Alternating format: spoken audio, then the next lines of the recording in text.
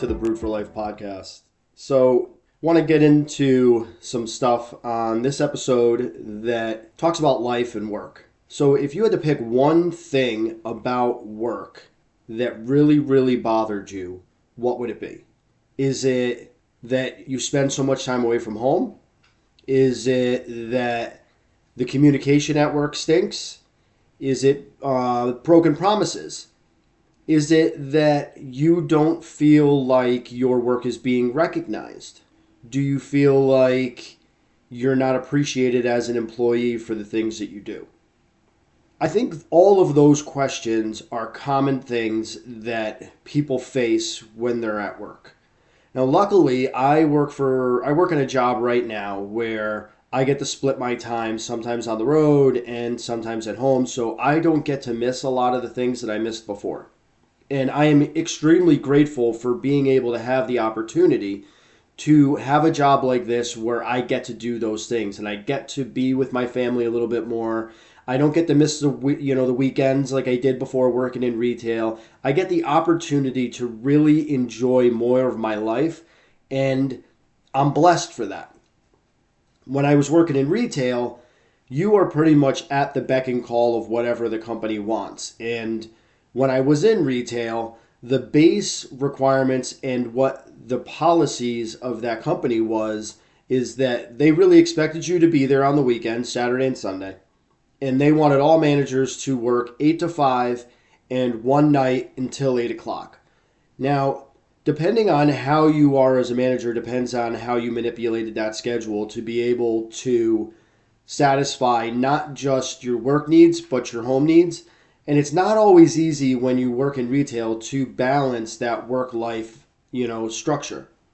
So one of the things that I think is extremely important to try to balance when it comes to work and your home life is something that I struggled with a lot when I worked in retail.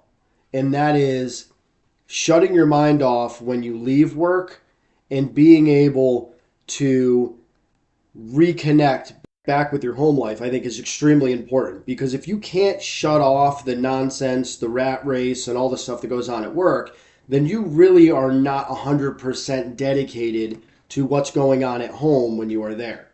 And unfortunately, working in retail doesn't really allow you to do that. And if you do it, I think you're not 100% dedicated to your job, especially in a manager's role. There's always a whole bunch of moving parts and employee things and sales related things and delivery related things that your mind is a constant rotation of what's next. And I found myself in that routine a lot when I was working in retail. Like, I would get home and my mind was already focused on the tasks that needed to happen the next day and who the people were going to be a part of that process the next day. And I'm already planning out who can do what, because in my mind as a manager, I wanted my departments to run as efficiently as possible. And by being able to be efficient means that you put yourself and your team in a better position to achieve the daily goals. That is just how my mind worked. And when I went on vacation, the last day before vacation, my mind was already thinking about what needed to get done that day when I went back to work. 2, what potential things am I going to have to address from when I was on vacation? And 3, how am I going to get all that done and caught back up in just a few days? Because the rat race of retail life doesn't stop just because you're behind. And I don't want to say that every place, every store that I was in, my department was always behind, because I had a few really, really good assistant managers where the place ran seamlessly whether I was there or not. And some of that, I think, had to do with the structure that I was able to put in place. 2, had to do with the individual and their ability to do their job. And 3, I think the team just wanted to make sure that they achieved their goal because they knew what the expectation was. And nobody wanted to listen to, well, what happened here? How come this didn't get done? Nobody wanted to listen to that. So when you have good practices on a daily basis, you don't have to worry about those things. And when you have good people that surround you, people that you have empowered to be able to do not just their job, but be able to pick up a little bit extra here and there in order to achieve the goal of the team, then you never had to worry about what happened while you were on vacation or away for a few days or whatever the case may be. It took me a long time as a manager to be able to understand that, because sometimes when people become managers, they can't get out of their own head and they don't have the ability to see the team. It's more of a, I'm the boss, these are the things I do, and they just kind of come and go and bark orders, and then they do whatever it is they want to do. And I've always found that that is the most inefficient way of doing work. And I've also found that when managers do that, the players on your team actually do less, and their overall ability to do their job is diminished. They're defeated. They come to work and they just are already thinking about, what are we going to get scolded for today? What didn't we do to the expectations that is now going to have, our boss yell at us? And I think part of that is that if there's not a sense of team, if you are a boss and not a leader, if the expectations for what has to happen on a daily basis aren't made clear, if you are not empowering your people to be able to do things and be accountable for doing those things, then you're not being a good leader. Everybody should always know what the expectation is, and they should always see your leader be a part of the team and not just on the sidelines pointing fingers and directing. Good leaders lead by example. So what I was trying to get at is that when I first became a manager, I didn't understand all of that. So my teams were good, yes, but they could have been a lot better if I just wrapped my head around that concept earlier on in my career of being a manager. Now, I think the other issue is that when I was first a manager, I was first promoted in actually the first store I started at. And that was a weird dynamic, because I went there and I was sent there as an assistant manager. And what had happened is that after we got through the holidays and the end of the year, my direct boss went out on hernia surgery, a double hernia surgery, and they transferred him while he was out and promoted me. And in that first 8 or 9 months, I ran what was a very busy department without an assistant, and I had to rely heavily on the players within my team. Now, I had already worked with them, so I already had a relationship with some of them, but we could have been better than we were. And the struggles there were tough. I had a good store manager at that time. Him and I bumped heads multiple times. A couple of those stories are like when I would set my case, I would put signs up, and whatever item was next to that sign was that item. And their perception of the signs were to draw your attention to the case, and the item that was on that sign didn't necessarily have to be next to that sign. And one day he got so mad at me that he ripped the sign out of the case, threw it down the back of the store, and literally yelled at me and told me to go to his office where we would discuss further. And when we got there, I explained, I go, listen, customers want the item that is on the sign to be next to the sign. They don't want to play, an Easter egg hunt or any of this stuff to try to find the item. The item should be next to the sign. And all I was told was that I was stubborn, I was pig-headed, and that I should just do what I'm told. But in reality, what I was doing is making it easier for the customers, and I was also alleviating any issues when they got to the front end. So if my sign said Oscar Mayer Bacon on it, and you walked up to that sign, the item that's right next to that sign would be Oscar Mayer Bacon. Based on what he was saying is that if Butterball Bologna was next to that sign, that was fine, as long, with the sign above it saying Oscar Mayer Bacon.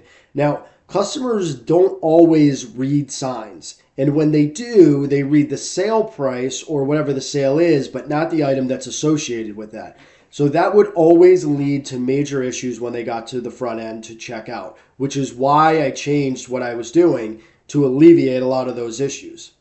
I'm not saying that that individual was a bad manager or a bad store manager, because he wasn't. He was highly intelligent, and I learned a lot about numbers from him and how to manage my numbers and how to fix issues within your department based off of numbers. He just, I don't know, he just wanted things done his way, and that's why he felt that way. This is also a store manager that later on in my career, when he was no longer a store manager, that I had called multiple times to help me work through numbers and understand stuff through the financials that I didn't understand. And even now, I have the utmost respect, and I really enjoyed working with him, even though there was some moments that he challenged me. And challenge isn't a bad thing. I respect him for doing it. I didn't necessarily like the way it happened, but I definitely paid attention and learned from those experiences. Not just how to have that conversation, but how to become better from it. After I left that place, I was transferred to another store and worked with a different store manager. And my first experience with this man was not good. I went in, and my team I thought was pretty good. I had an assistant there that was not empowered. You know, the guy that was there previously didn't teach this person really how to replace him. And that was a failure in training, and it was a failure of the manager to be able to step aside and help people grow and help them learn, because my perception always was as a department manager that your job is to train the people below you so that you can be promoted. And the guy that I took over for in the store was not about that. He was okay with being a department manager and just wanted to do his own thing and not teach the people below him how to get promoted. So my first day in this store, I came in and I started fixing a bunch of stuff and readjusting, planograms and some other things because the store was a mess. And I went upstairs after getting all, some things rolling, and I sat down with the store manager there, and I just, introduced myself and asked them if there was, some things that they wanted to see addressed or some things that they wanted to see changed. And they literally sat there and looked at me and said, "I just want to let you know that what happens in this store stays in this store." And I just about laughed in his face, because if you've never worked in retail is like working in fucking a high school all over again. Everybody wants to know everybody's business. Everybody wants to talk about everybody else's business. That's just the fucking way it is.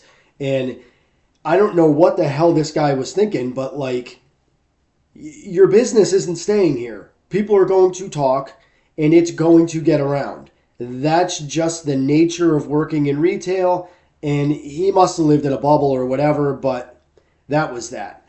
The other thing I didn't like about this store manager is that he would walk the store and he would look at things, and he would look at things very intensely. And when you asked, "Hey, how's it going? Do you see something that you need fixed or something that you want changed or whatever?" And the answer you always got was, "No, everything looks good." Then why the fuck are you looking at it like the world sucks, that whatever's being done is not good, and that you want something to change? I never understood it. The guy, I don't know, his personality was an absolute zero. He was not, he didn't really have any kind of a real relationship with the people that worked in his store. He was very dry. He spent 95% of his day upstairs in the office, and only came down when he first came in, went to lunch, and went home, and that was about it. Then that guy got transferred, and one of my favorite store managers took over, and I had talked about some of the things that happened when we worked together. It was a breath of fresh air when he took over, from the styles of being a manager, from what was there when I first got to the store and what was there when this other gentleman took over. And, that relationship I thought it was a little tough at different times when I was there. But, when I did get to work with him again later on, I had a different vantage point. I was a different manager. I had more experience, and I really came to understand what was being taught to me then and the level of pressure that was put on me then to be better than the standard. I didn't see it because I was only thinking about the struggles and how tough my days were and how shorthanded we were and how busy the store was and all the things that I had to achieve with players that were really they were average, maybe a little bit below average, and every single day was a struggle. When I got transferred out of there, I got sent to a store with a more affluent clientele, and the store manager there I thought was good when I got there until I understood that, like, one, he is only there to protect himself. He's not going to support the employee base. And I realized that because there was lots of issues in the store. And I would go upstairs and things that I had heard, the chatter that I had heard about issues in the store, I would bring to his attention, and he just kind of brushed it off. And not only did he brush it off, he was an asshole about how he did things. So he was sending his little minion, the night manager, into my department and having him direct my team to do different things. And there was never a conversation with me about either things that he wanted to see achieved, things that he wanted done. Like, he just circumvented me and went right to the night manager, and the night manager was doing all these things for him like he was a manager. Now, the fucked up thing is that the night manager was a failed meat manager. He couldn't handle the pressure of being a manager, so he looked for a different avenue and went to be a night manager. So he was not a good meat manager. He was a below average manager. He couldn't manage his gross profit. He couldn't manage his shrink. Couldn't manage his people. But this is the guy that you were going to send to oversee me, where I was a successful manager who always made an impact in every store I was in as far as addressing shrink issues, managing my gross profit, managing my inventory levels, and always had good scores when it came to my employees and how they perceived how I managed them. And him and I butted heads a lot. I had a meeting with him and my human resources person and the night manager, and I sat in there and I said, we discussed what the heck was going on, and it got to the point where the night manager could no longer handle the heat of being asked why things were being done this way. And his response was doing what I was told to do.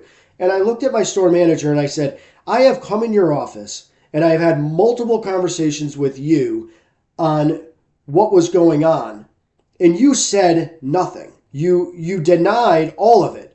So now all of us are sitting in this room having a conversation about something that you couldn't be accountable for, when really all of this stuff was because of you. Said, I'm not doing this anymore. If you have an issue with the way I'm managing or things that you want to see done within the department, you come to me. I'm the manager. I'm the person who's paid to manage this place. I'm the person who's in charge of following your directives as well as the company directives. We left that meeting and he swore that everything was going to be okay and that whatever. And here we are a month and a half later, and I got my seafood guy coming over to me. Well, so-and-so came in here and he wants me to do this, this, and this. And I said, come with me. And we walked upstairs to my store manager's office. And I was so pissed. I sat on his desk and looked at him and I said, are we really going to fucking do this again? Are we really going to go through all of this nonsense again? Because you're not having any conversations with me about stuff that you want done. You're just sending so-and-so down there to do this. I'm not doing this. If you have a problem, come and talk to me. We can figure out the answer, whatever it is, and how you want to go about fixing it together. That's why I'm the manager. Needless to say, this store manager did not take nicely to that approach. And I had my employee with me while I did this, because your employees need to see that when things are not right, that you will go to bat for them, that you will stand up for them, especially when they're right or they're put in situations where they shouldn't be.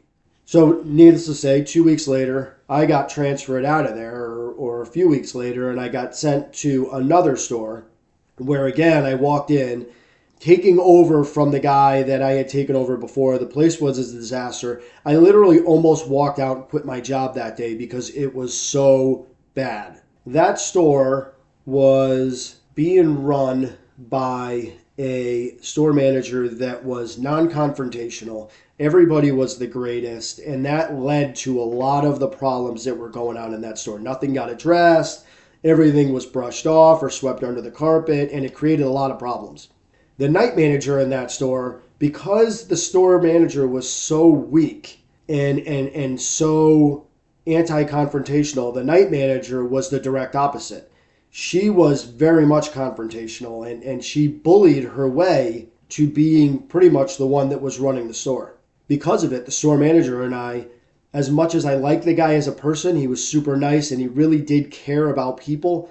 He didn't care enough about people to deal with the problems. Him and I bumped heads a lot. And there was a day that our district director came in, who was also kind of a bully in sense. Very smart when it came to business, but definitely a bully. And he came in and he walked the whole store, and he comes up to me and he said, Dan, I can't find the store manager. I want you to walk the store with me. So I said, okay. So we walked the whole store and we talked about some different things that I knew were going on, as we walked through the departments, and we talked about different things that he wanted to see done or whatever. And we get done with the walk and we were discussing an issue in another store where he needed some help. And I offered one of my people to go because I thought this person was really talented. Hadn't really had a lot of time to develop, but definitely showed all the abilities to handle the position very well. And I said, don't worry about, being able to backfill. I have some people that we can make this happen. It won't be the best, but we will be able to make it happen. So he listened to me, and I was walking him back up to the front of the store, and there's my store manager. And this guy looks directly at my store manager and says, hey, you got on a nice tie today. I wouldn't wear it, but it looks good on you. And in my head, I'm going, wow, that is, and he said it out loud so that not only could the other employees hear it, I heard it, and customers could hear it.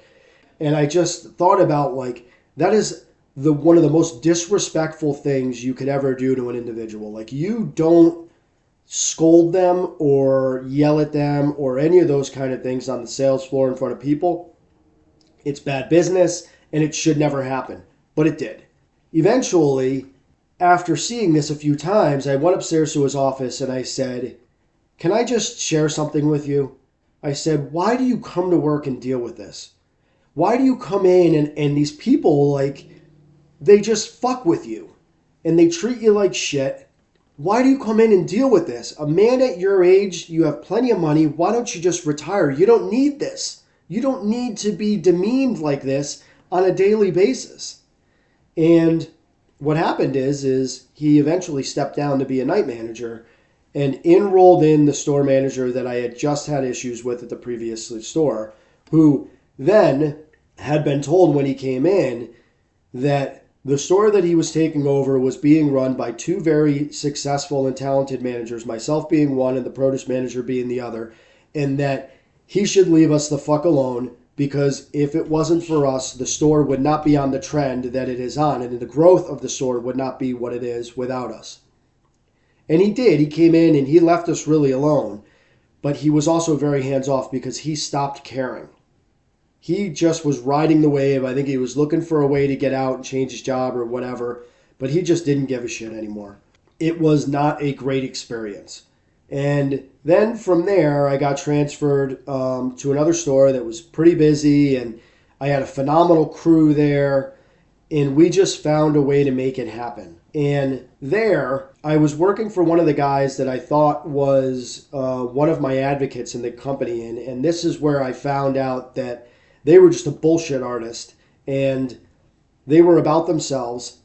And I realized that when right after I got there, I went in and I made some adjustments to the schedule, and my seafood assistant manager went upstairs and said, oh, Dan made adjustments to the schedule and blah, blah, blah, blah, blah, blah, blah.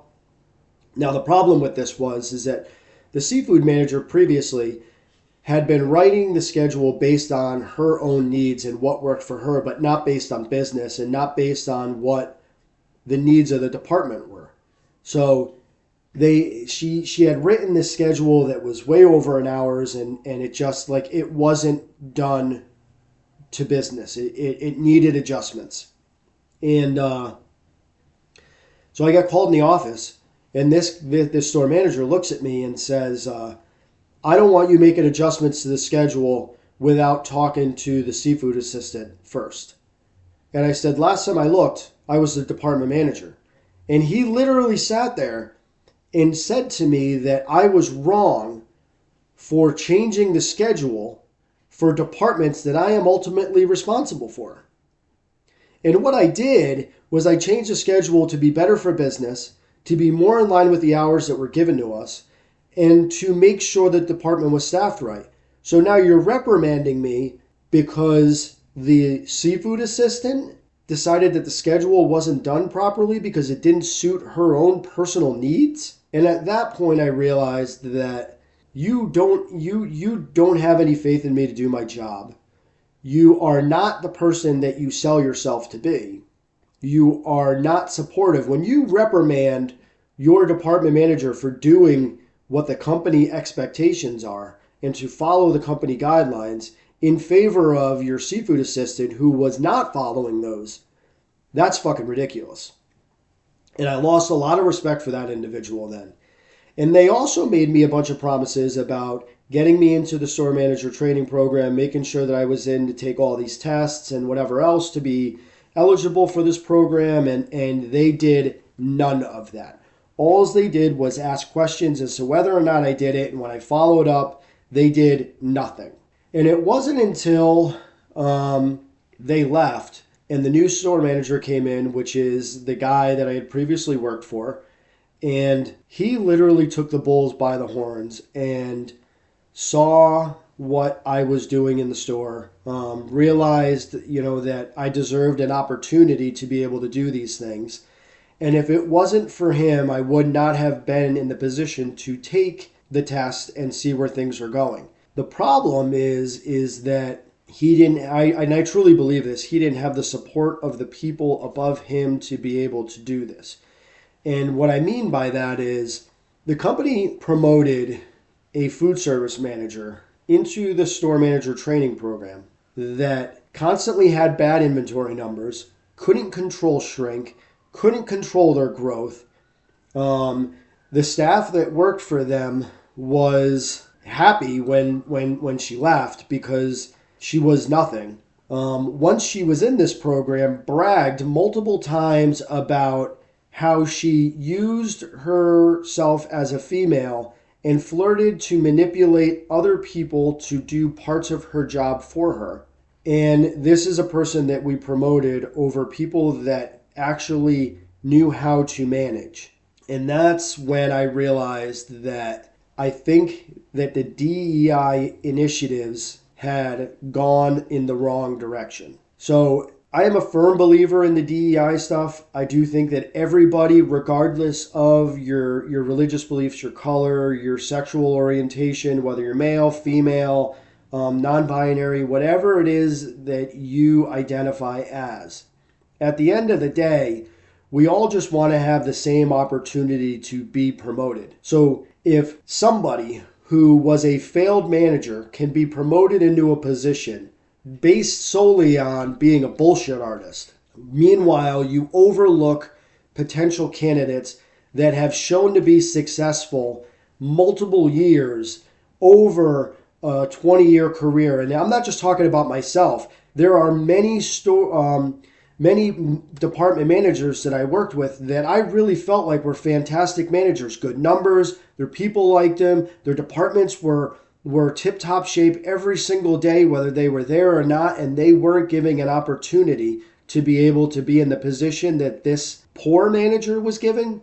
And the only difference was that she was female, and the people making the decision also happened to be female. It was a tough thing to kind of wrap my head around. And because I was asking questions about where was my opportunity, why were these other people getting promoted before me, now I was viewed as somebody who had a negative attitude. When really I didn't have a negative attitude until I had this meeting. And what made me have that negative attitude during the meeting was that you're telling me that I need to prove more when I have proved yearly, monthly, years and years and years of my ability to do my job and my ability to handle more tasks.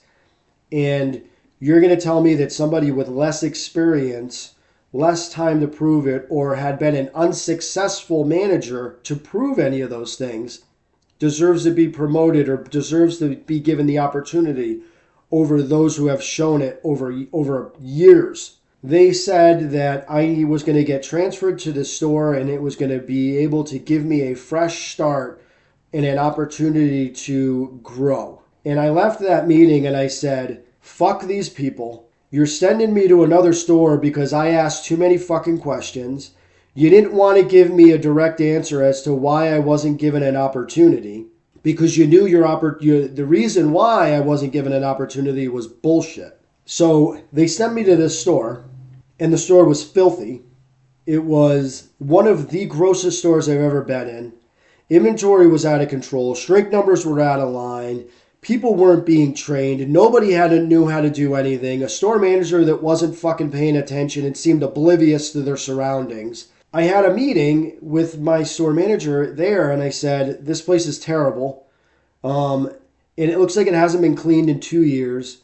There's a lot of opportunity here. You're asking a lot of me to try to get this done within the 1 month span that you are given to get food safety standards back to not just state policy, but company policy. And nobody wanted to acknowledge the fact that it was that way.